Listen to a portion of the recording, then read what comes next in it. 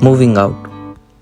1 year of me getting used to Osaka and its people, and I'm already shifting to a new place. एक ऐसी जगह जहाँ के लोगों से, सड़कों से, गलियों से मैं अनजान हूँ। तो क्या हुआ? इसी चीज़ का तो मज़ा है। Life is all about exploration, isn't it? वो कहते हैं ना, the only constant in life is change. And actually it's a necessary one. In this 1 year, I learned and experienced things I never would have gotten chance to if I hadn't come to Japan. जिन लोगों को last year अप्रैल में देखकर सोचता था कि would I be able to fit among all these people from different countries, वो आज ऐसे जिगरी यार हो गए हैं कि I wouldn't hesitate to call them my second home here in Japan. But जैसे लास्ट ईयर इंडिया से घर छोड़कर यहाँ आया था, वैसे ही एक बार फिर से for the sake of change, growth and adaption, carrying countless memories, experiences and wisdom, with a heavy heart yet excitement and faith, I'm moving to the next phase of my life. The very reason I came to Japan is because I have always wanted to learn animation. 5 years into making. I wouldn't call this a dream come true, because this was never a dream for me. It was my aim, my purpose. I made this thing the reason for my living until it finally became my living. Moving into Kyoto surely gives me mixed feelings, but I'm excited and ready for what awaits me.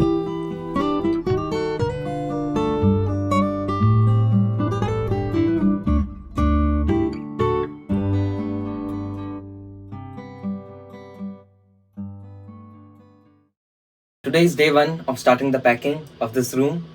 आज है 16 मार्च। कल हम लोगों की graduation ceremony थी and आज finally मेरे पास time है, तो मैं पैकिंग चालू करने वाला हूँ because I would be moving very soon. मैं 20 तारीख को मूव कर रहा हूँ। 18 तारीख को एक ओरिएंटेशन है हमारे कॉलेज का। जब मैं क्योतो जाऊंगा तो मैं सोच रहा हूँ कि यहाँ पर ये जो जितने भी पोस्टर्स हैं और मेरे फिगर्स जो हैं वो सारी चीजें मैं सूटकेस में पैक करके ले जाऊँ। वैसे तो 20 तारीख को हम लोग ट्रक से शिफ्ट हो रहे हैं, लेकिन ट्रक में भी इतना जगह रहेगी कि नहीं रहेगी। और 18 तारीख को मैं क्योतो जा ही रहा हूँ, तो आई थॉट कि मैं थोड़ा बहुत सामान अपने साथ लेके जाता हूँ, पहले से वहाँ पर रख दूंगा। तो अभी सूटकेस निकालते हैं जल्दी से एंड थोड़ी बहुत पैकिंग चालू करते हैं। Can not believe that finally I am going to shift from here.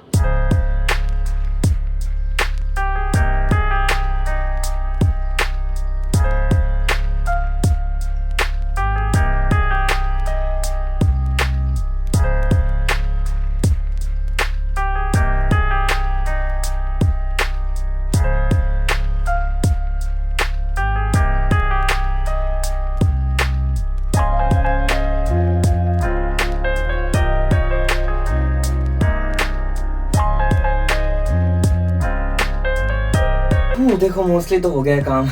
यहाँ की पूरी वॉल क्लियर कर दी, ये भी पूरा सामान क्लियर कर दिया, बहुत सारा गार्बेज भी था जो निकालना था वो सब निकाल दिया कर दिया है। एंड किताबें में बस बहुत सारी किताबें थी मालूम, तो जो मेरे को लगा कि मैं लेके जाऊंगा क्यों तो अपने साथ, वो सब मैंने पैक कर लिए। ये N3 एंड N2 की किताबें हैं, JLPT N3 एंड N2 की, जो कि मैंने यूज करी थी अपने टाइम पे। तो मैं सोच रहा हूँ कि हमारे यहाँ पर लाइब्रेरी है, अगर ये किताबें मैं उन लोगों को दे सकता हूँ, बिकॉज अगले साल जो जूनियर्स आएंगे, क्योंकि हमारे यहाँ पर पता है बहुत से बच्चे जिन्होंने किताबें फेंक दी, या तो फेंकना तो वेस्ट है यार, इससे अच्छा मैं जाकर यहाँ लाइब्रेरी में दे देता हूँ, वो किसी के काम आ जाएगी। मेरे सारे फिगर्स ये सूटकेस के अंदर आ गए। ऊपर से मैंने ये बबल रैप लगाया एक, ताकि सेफ रहे एक तरह से। एंड यहाँ पर सारे स्टैंड्स हैं जितने भी फिगर्स के हैं। तो मेरे को लगा था और बड़ा सूटकेस लगेगा, बट बड़े वाले में दूसरे पोस्टर्स एंड एवरीथिंग आ गए और फिगर सारे इसमें आ गए।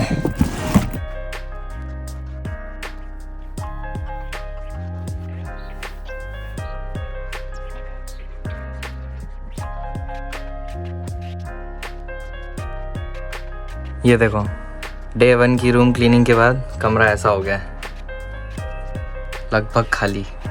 पोस्टर्स सारे हटा दिए हैं और फिगर्स भी सारे हटा दिए मैंने। ब्लैक वाले सूटकेस में पूरे फिगर्स आ गए, रेड वाले में I was not expecting, but बहुत सारे पोस्टर्स थे तो सब इसमें आ गए। मेरे को लगा था जगह बच जाएगी, बट नहीं बची जगह। आज है 18 तारीख और आज है मेरा ओरिएंटेशन और भी सुबह के 10 बज रहे हैं। तो मैं जल्दी इसलिए निकल रहा हूँ बिकॉज पहले मुझे रूम जाना है, एंड रूम में ये बहुत सारा सामान है, ये देखो सूटकेस और ये एक बैग, तो मेरे को रूम में छोड़ना है। फिर 2 बजे मैं ओरिएंटेशन के लिए जाऊंगा कॉलेज। आज शिफ्टिंग का डे 2 मान लो एक तरीके से, तो जल्दी से मैं निकलता हूँ क्योतो के लिए। I don't want to be late.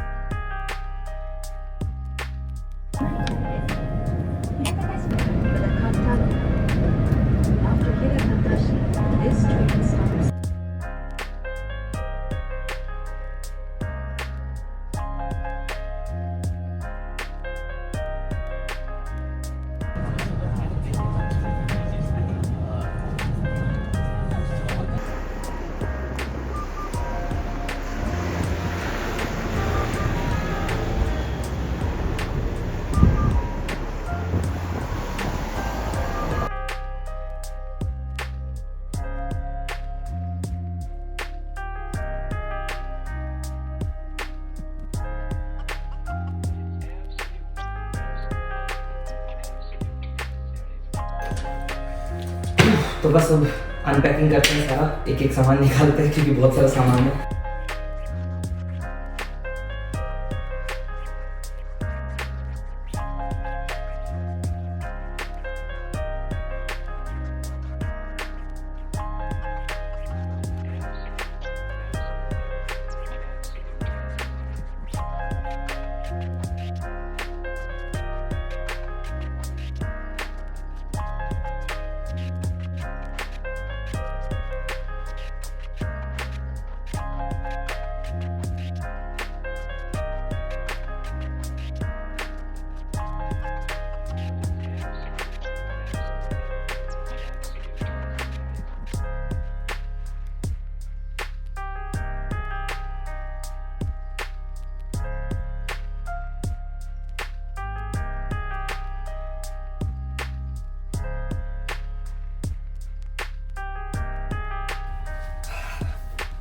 तो गाइस अभी घर आया मैं और अभी शाम के 8 बज रहे हैं। कल 19 तारीख है, कल मेरा रूम चेकअप करने के लिए आने वाले हैं ऑफिस से लोग, और 20 तारीख परसों मेरे को शिफ्ट करना है। तो now I need to fill these 2 suitcases again. मेरा बिल्कुल मन नहीं कर रहा है सब काम करने का, मैं बहुत थका हुआ हूँ। इतना ट्रैवल किया तो मैं बहुत थक गया हूँ एंड सर दुख रहा है मेरा, मन कर रहा है बस सो जाऊँ, बट करना पड़ेगा ये काम अभी। लेट्स कंबर।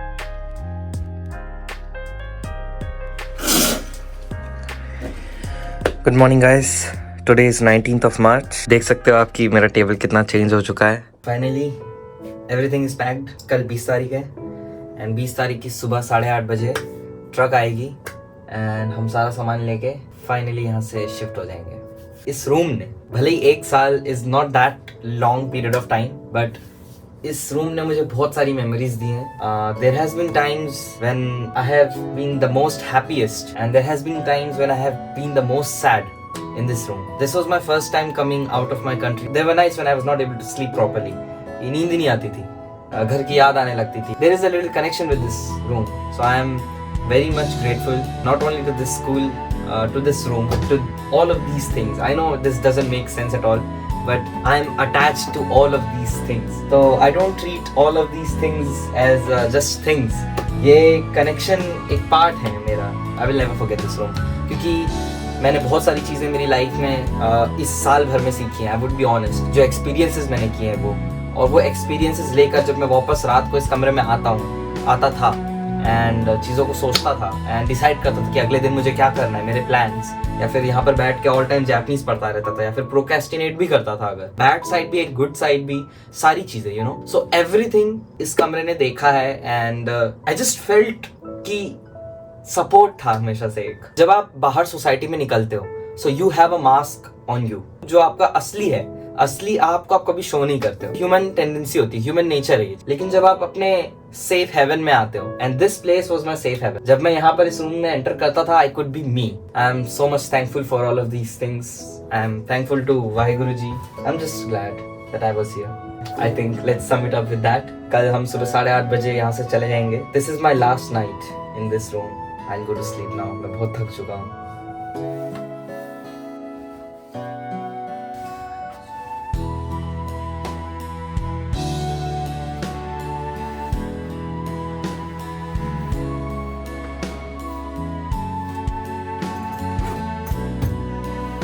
तो मेरे दिमाग में अभी एक आइडिया आया है। अप्रैल में नए बच्चे आने वाले हैं यहाँ पर, तो आई वाज थिंकिंग कि मैं एक नोट बनाता हूँ जो भी नया आने वाला है उसके लिए, छोटा सा। ये जो डेस्क का ये है, इसके नीचे यहाँ पर रख देता हूँ। तो मैंने यहाँ पर एक मैसेज लिख दिया है कि 41号室へようこそ、この部屋を大切にしてください。あと日本語頑張ってね先輩। मतलब इस कमरे को, 41 कमरे को गिव इट इम्पोर्टेंस, और जापानीज के लिए ऑल द बेस्ट सेंपाई, यानी आपके सीनियर। तो मैं अपना नाम रिवील नहीं कर रहा, मैं बस इतना लिख के आई एम थिंकिंग कि इसको मैं यहाँ रख देता हूँ नीचे, ठीक है।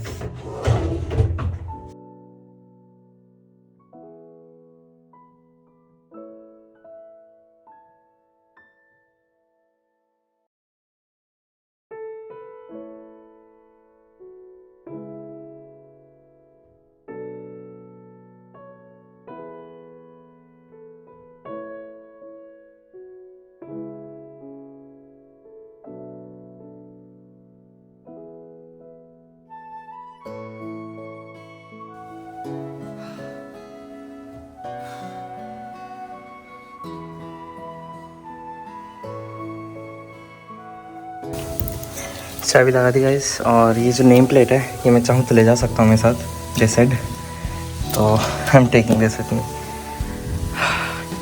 I miss this room.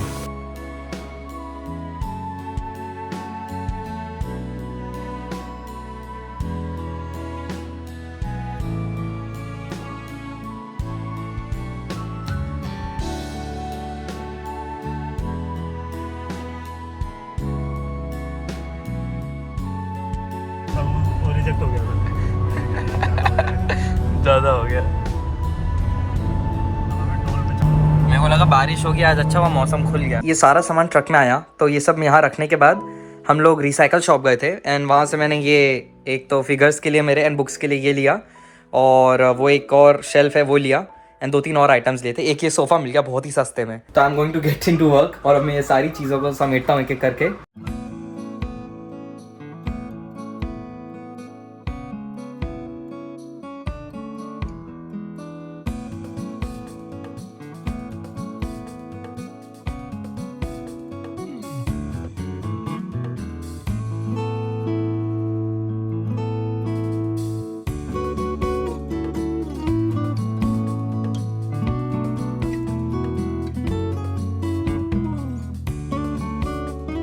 अभी रात के बज रहे हैं 10, और अब जाके मेरा पूरा रूम जो है वो सेट हुआ है। और अभी मैं पास के एक इंडियन रेस्टोरेंट गया था, एंड वहाँ से थोड़ा सा ये खाना लेके आया। 5-6 घंटे से पूरा रूम समेट रहा था। कल टेबल और आ जाएगी, और 2-3 दिन तो अब लगेंगे रूम जमाने करने में। This is going to be my first night in this room, my new room. तो अभी ये मेरी टेबल आई, और वो बेचारा अमेज़न वाला आया था, और इतनी भारी वो लेके आया पूरी ऊपर तक।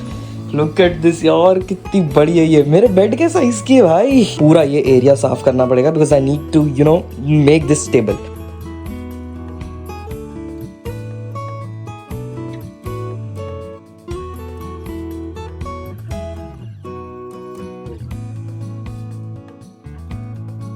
ये टेबल आ गई है, और भाई कितनी प्यारी लग रही है यार। मेरी तो कमर दुख गई इसको सेट करते करते। ये देखो घर का भी क्या हाल हो गया, but it looks so good, it's so worth it. कभी भी खड़ा होकर काम कर सकते हो। सो लुक एट दिस, इसके मेमोरी फंक्शन में जो थर्ड है यानी 100, I think this is 100 centimetre, तो इसमें I can stand properly and I can work in the desk. और जब मुझे लग रहा है कि आई वांट टू सिट,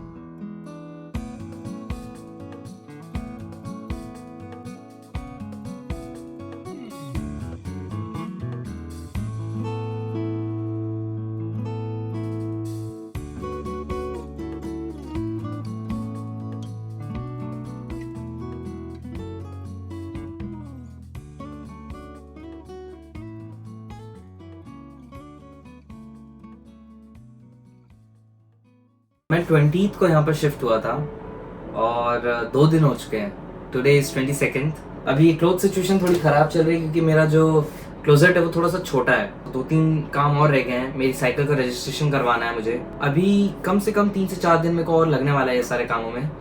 तो देखते हैं। अच्छी बात है कि मेरे पास थोड़ा एक टाइम गैप है, बिकॉज मेरी क्लासेस जो है वो अप्रैल से चालू होंगी। I have this 5 to 10 days in my hand, जिसमें मैं अपने आप को प्रॉपर तरीके से यहाँ पर सेटल करके I can get used to this living. आप लोग कभी सेल्फ टॉक करते हो अपने आप से?